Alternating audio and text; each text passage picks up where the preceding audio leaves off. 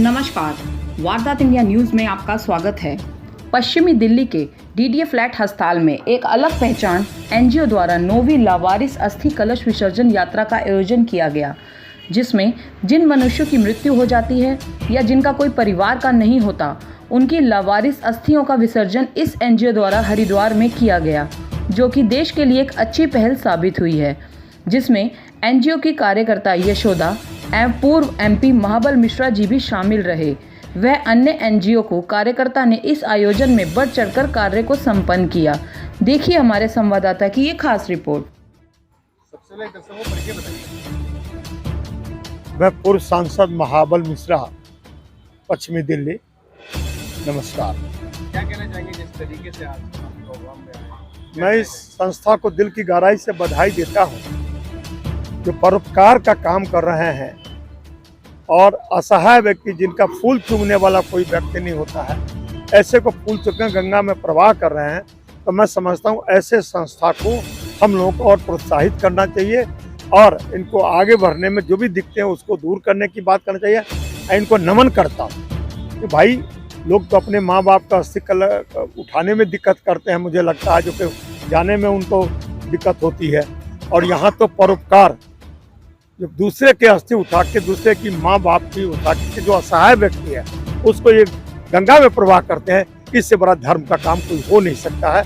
इसलिए मैं इन तमाम लोगों के, संस्था के तमाम पदाधिकारी को, इनसे जुड़े हुए व्यक्ति को नमन करता हूँ। समाज के लिए क्या मैसेज? समाज को इन ऐसे संस्था को आगे बढ़ने में कोई भी दिक्कत आवे तो उसको मदद करना चाहिए, और समाज को मैं कहता हूँ कि ऐसी संस्था जहाँ भी कहीं हो और हमारे लायक भी कोई सेवा हो तो हम आगे बढ़ चढ़ के काम करें। धन्यवाद। आपका हमेशा आशीर्वाद रहा है, बना हमारे ऊपर और हमेशा बना रहे।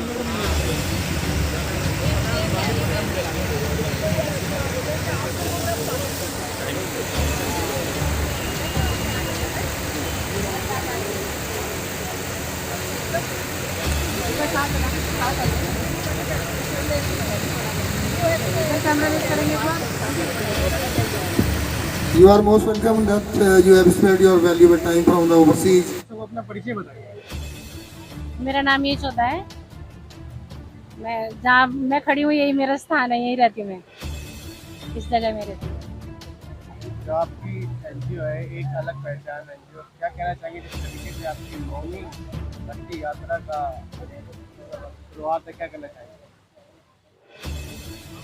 9 वर्षों से तो नहीं, हम ज़्यादा से कर रहे हैं, लेकिन बीच में 2 साल तो कोरोना में के चले गए, और फिर भी हम लोगों ने बीच में 21 में हमने फिर भी प्रोग्राम किया था, जो गढ़गंगा लेके गए थे हम। और क्या बताना है, हम लोग एक काम कर रहे हैं, बस काम के लिए निकले हुए हैं, काम करते आ रहे हैं। तो मैसेज क्या देना चाहेंगे समाज के लिए?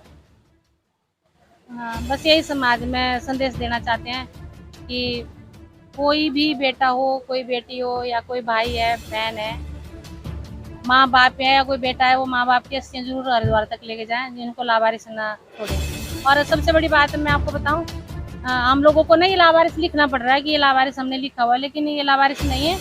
आपने खुद देखा है कि कितना बड़ा परिवार है यहाँ पे, ये हम सब इनके वारिस हैं, तो इनमें लावारिस कोई भी नहीं है। ये प्रेरणा आपको कहाँ से मिलेगी ऐसी इस तरीके की एनजीओ बनाओ, इस तरीके की बहुत करके, क्या कहना चाहिए? ये बहुत बड़ा मैटर है कि मेरे एक रिक्शा वाला भाई था, उसकी मदर एक्सपायर हुई थी, तो मैं सबसे पहले शमशान घाट गई थी। तो मैं हिमाचल की रहने वाली, हिमाचल में तो औरतों को शमशान घाट जाना अलाउड नहीं है, लेकिन हम लोग तब से लेके अब तक काम कर रहे हैं। 2000 तक संघर्ष कितना रहा? बहुत, परिवार ने बात करना छोड़ दिया, रिश्तेदारों ने बात करना छोड़ दिया, पड़ोसियों ने बात करना छोड़ दिया कि मैं शमशान घाट जाती हूँ और मैं ऐसा काम कर रही हूँ कि लावारिस सुबह से हाथ लगाती हूँ और लावारिस के लिए काम कर रही हूँ। लेकिन इसके पीछे भी मैं सिंगल नहीं हूँ, इसमें मेरे साथ जो लोग खड़े हुए हैं ना, इनका सबसे बड़ा रोल है कि तब से लेके अब तक चलते आ रहे हैं। ये काम की शुरुआत तो लगभग 2011-12 से हुई थी, लेकिन तब ये असंगठित तरीके से था। 2015 में हमने एनजीओ का गठन किया। एनजीओ के गठन के बाद प्रॉपर उसकी कार्यकारिणी बनाई, और जो जिस स्वरूप में आज ये दिखाई दे रहा है, उस स्वरूप को पहली बार हमने 2015 में शुरू किया था। 2015 में फिर हमारे साथ दिल्ली सरकार के, भारत सरकार के काफ़ी प्रशासनिक अधिकारी और क्षेत्रीय प्रतिनिधि, जनप्रतिनिधि भी जुड़ते रहे। फिर जो हमारी टीम है, हमारी टीम ने भी काफ़ी लोगों को जोड़ा और अपने ही, अभी तक ये हमें कोई शासकीय अनुदान प्राप्त नहीं है इसके लिए, अपने ही फंड से जो हमारे सहयोगी जितने भी हैं उसी तरीके से ये फंड कलेक्शन होता है और उसी तरीके से ये यात्रा की जाती है। और कोरोना में भी, कोरोना से पहले भी, इसके अलावा भी बच्चों को पढ़ाने में, किसी की हेल्प करने में, लावारिस बॉडियों को जलाने में भी, सिर्फ अस्थियां कलेक्शन में नहीं, बॉडियों को जलाने में भी योगदान रहा है। कोरोना में भी हमारे सारे लोगों ने मिल के जितना हमसे बन पड़ा है, निःशुल्क जो गरीब असहाय लोग हैं उनके लिए निःशुल्क व्यवस्था की गई इस चीज़ की। और ये इसके बाद ये कार्यक्रम अस्थि कलश तक भी पहुँचा अभी तक। इसके लिए हमने हाँ